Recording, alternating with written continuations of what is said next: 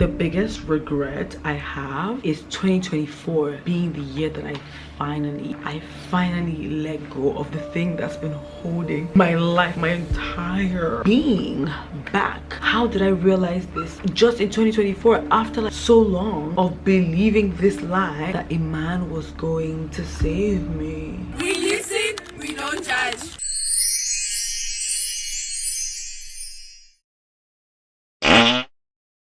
Ooh, I'm wearing moisturizing gloves. I literally look like an alien. Gotta take out this gun. Get up. Let's not get distracted, baby. I didn't let go of that mentality up until 2024, because I could have started pushing my life sooner if I had realized that these men are just here to take from you, sweetie, and you have to find a purpose in your life. This is the thing I want to do, and I want to chase passionately, and chase more passionately than any man in my life. I didn't come to that realization partially because I chose dating over like my life dream.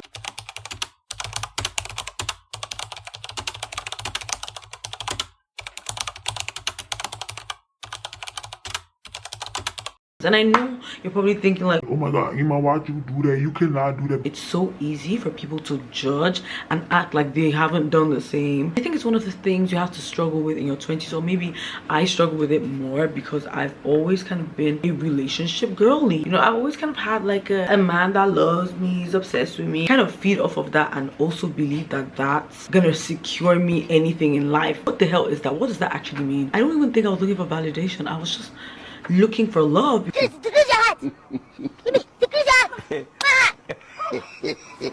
I really thought that once I fall in love with the right person, almost all my problems would kind of go away. We just like get married and live on a farm. And I'm not kidding when I say I believe this. You can find like a rich man, I don't know, just find a man somewhere that's obviously well-to-do and like loves you, and like all my life's problems will just disappear. And then I realized there's more shit in the puddle than there is reasonable objects, which is literally a metaphor for the fact that there's no fish in the freaking sea. The sea and the fish looking like global warming got them. Like once I just find the one that I love and tells me he loves me back, and for some reason like just believe this man, like just believe him when he says he loves me back, even though he's not really acting like it, but then he said it though, and like he must be a man of his word. He looks like let's not talk about the dangers of potential, baby. When you see a man that is placed quite highly but has potential to do so much more, but that's so much more doesn't mean do so much more for you too, baby girl. I'm talking me, you, potential he's harnessing.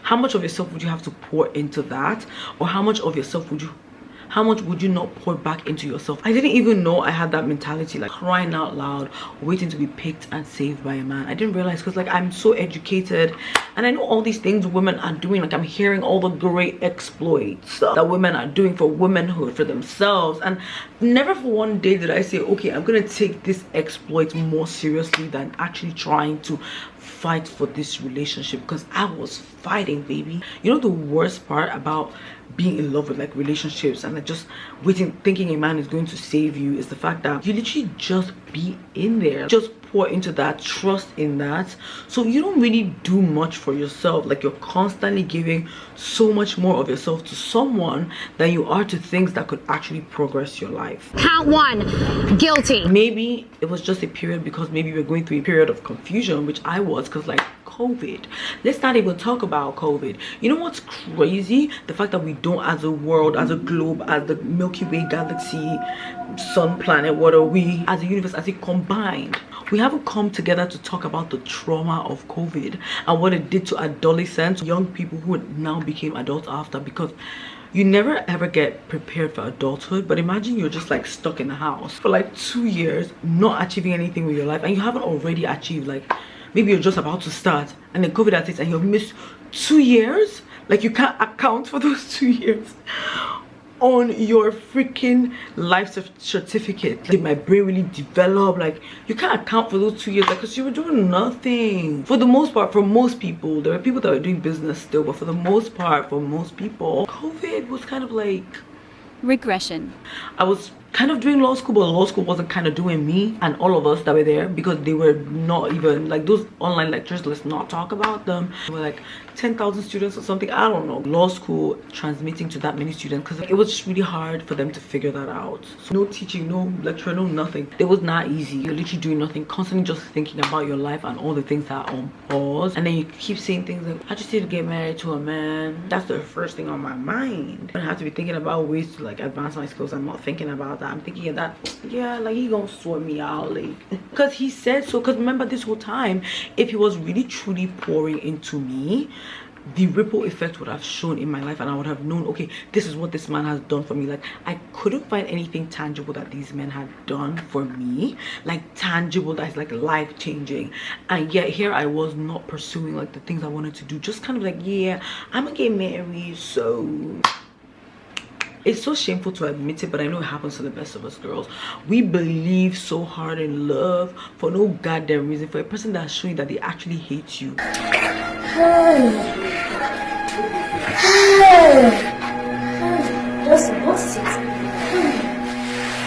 They've said they love you a couple times, because for some reason they were kind of acting like they loved you then.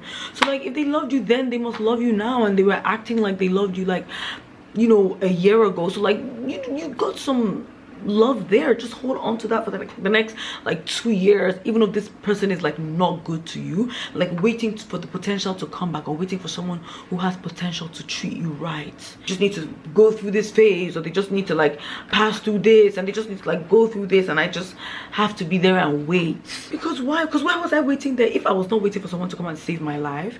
Why was I waiting there? Because I don't even know the reason. Now that we think about it, I don't even know the reason. They don't actually love you, because like I said, the things I thought I was gonna gain, like, how can this be my priority? Up until 2024, I didn't realize, even though I had dreams, I didn't realize that I wasn't chasing my dreams as hard as I've chased like some relationships. Girl, it was not till this year that I realized that nobody's coming to save you, baby girl. Nobody, nobody, nobody. That was the biggest lesson I had learned in 2024. Like, why would you believe a man's chit chat? Like, think about whether he likes you or doesn't like you, like expending all that energy. Why were you doing that? You look for the reason that equated what you got out of it. You can't see it.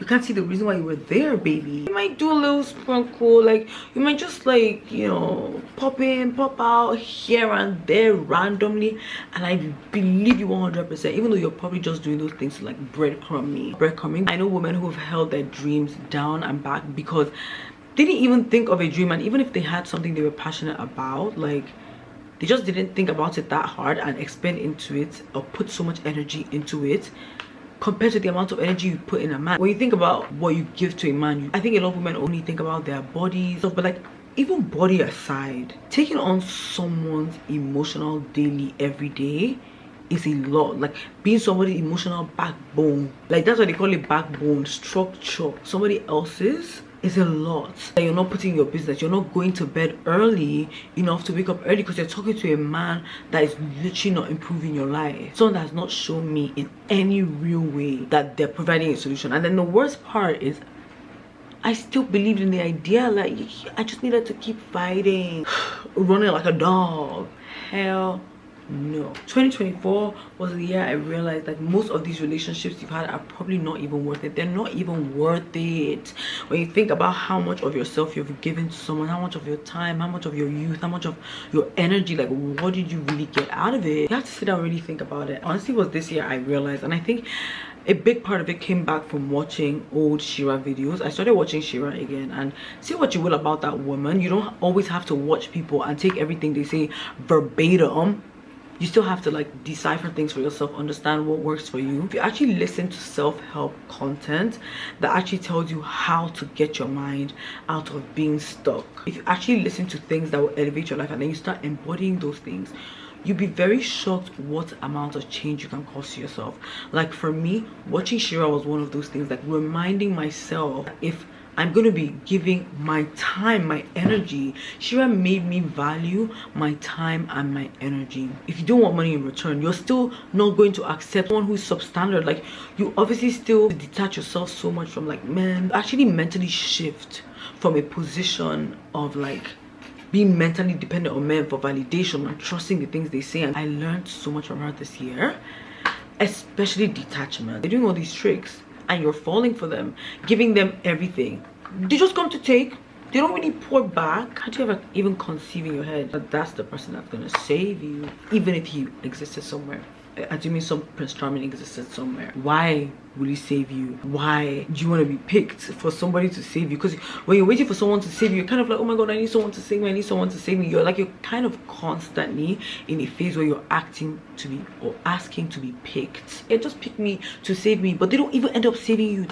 You just enter into the arms of anybody because you just want to be saved so bad. I stopped that in 2024 and I realized I had to chase my own dreams. That was literally my biggest life mistake, thinking, oh man, if testosterone was gonna come save me.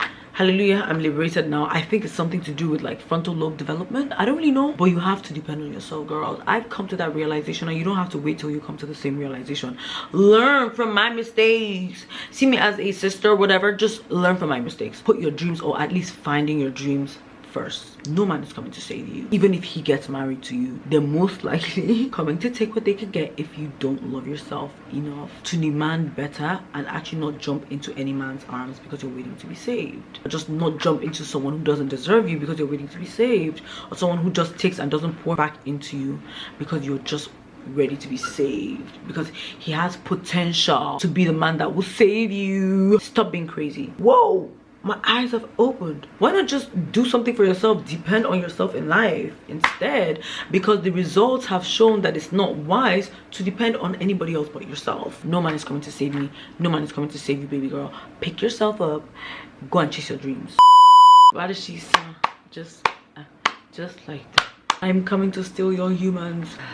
Who even wants humans anyways? We're crazy. Why does it make that noise?